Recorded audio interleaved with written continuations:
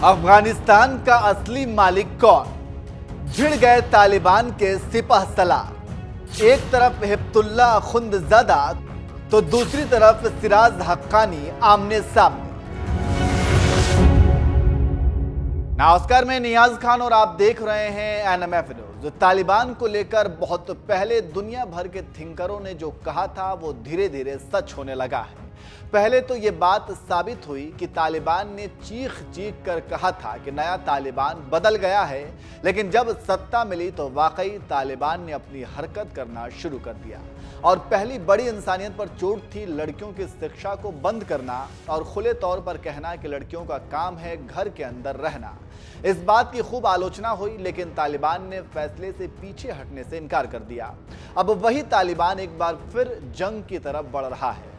यहाँ पर फिर उन्हीं राजनीतिज्ञों की बात करूंगा जिन्होंने तालिबान के सत्ता पाने से पहले कह दिया था कि सत्ता में आने के बाद तालिबान कट मरेंगे, और यही हो रहा है।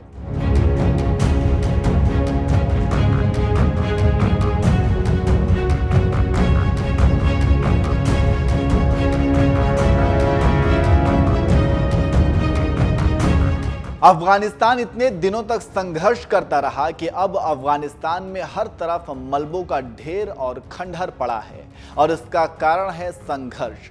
और जब युद्ध होगा तो जान भी जाएगी और लोग विस्थापित भी होंगे। लेकिन अब तालिबान की सत्ता है और इस वक्त अफगानिस्तान की आबादी 2.8 करोड़ से ज्यादा है। और इन्हीं जिंदा लोगों के लिए भारत समेत दुनिया और संयुक्त राष्ट्र परेशान है। एक सर्वे के अनुसार 60 लाख अफगानी भूखमरी के शिकार हो गए हैं, और इन तक मदद नहीं पहुंची तो हालात गंभीर हो सकती हैं। अफगानिस्तान में काम करने वाले कई एनजीओ ने तालिबान से अपील की है कि सरकार प्रतिबंध हटाए और सहायता एजेंसियों को लोगों तक पहुंचने दे, लेकिन तालिबान इजाजत देने से इनकार कर रहा है। और अपने बयान में तालिबान का कहना है कि प्रतिबंध का मकसद हमारी महिलाओं की गरिमा और सम्मान की रक्षा करना है। इसके साथ ही साथ कुछ तालिबान नेताओं ने महिलाओं पर लगे प्रतिबंध को हटाने से इनकार कर दिया है। तो वहीं तालिबान के नरम धड़े में हक्कानी नेटवर्क का सरगना सिराजुद्दीन हक्कानी और तालिबान संस्थापक मुल्ला उमर के बेटे मुल्ला याकूब शामिल हैं।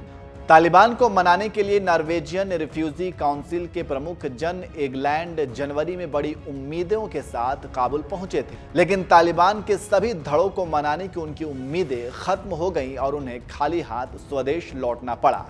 यूएन उप महासचिव अमीना मोहम्मद ने भी काबुल के दौरे के बाद कहा कि तालिबान के कुछ नेता महिलाओं के अधिकारों के लिए खुले मन से बात कर रहे थे, लेकिन कुछ नेता अब भी लकीर के फकीर बने हुए हैं। जब कतर की राजधानी दोहा में तालिबान और अमेरिका के बीच सत्ता हस्तांतरण का काम चल रहा था, तो अमेरिका की तरफ से जालमे खलीलजादा और तालिबान की तरफ से मुल्ला बरादर आमने सामने थे, और सत्ता का हस्तांतरण हुआ तो सब स्वीकार था। लेकिन सत्ता पाते ही तालिबान का मिजाज बदल गया और फिर अपनी मनमानी करने लगा। उसके बाद जब महिलाओं पर प्रतिबंध लगा तो जालमे खलीलजादा व्यक्तिगत तौर पर तालिबान के नेताओं से बात की और कहा कि एनजीओ में अफगान महिलाओं को काम से रोकने का फैसला ठीक नहीं है, इसे वापस लिया जाए, लेकिन तालिबान ने नहीं लिया। और खलीलजादा ने कहा कि इस प्रतिबंध के लिए तालिबान के सर्वोच्च नेता उनके करीबी समूह का हाथ है। जानकारों की माने तो तालिबान के वरिष्ठ नेता अखुंदज़ादा से दूसरे तालिबानी नेता खुश नहीं हैं, और वे ऐसे फैसलों का समर्थन भी नहीं कर रहे हैं। ऐसे में तालिबान दो गुटों में बंट गया है, लेकिन ताकतवर अभी अखुंदज़ादा हैं। इसलिए सभी बड़े फैसले काबुल के बजाय कंधार से लिए जा रहे हैं।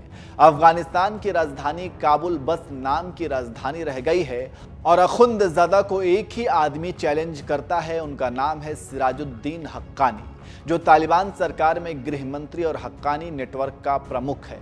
तो आप समझ सकते हैं कि कैसे तालिबान सत्ता के गुरूर में पागल हुआ जा रहा है।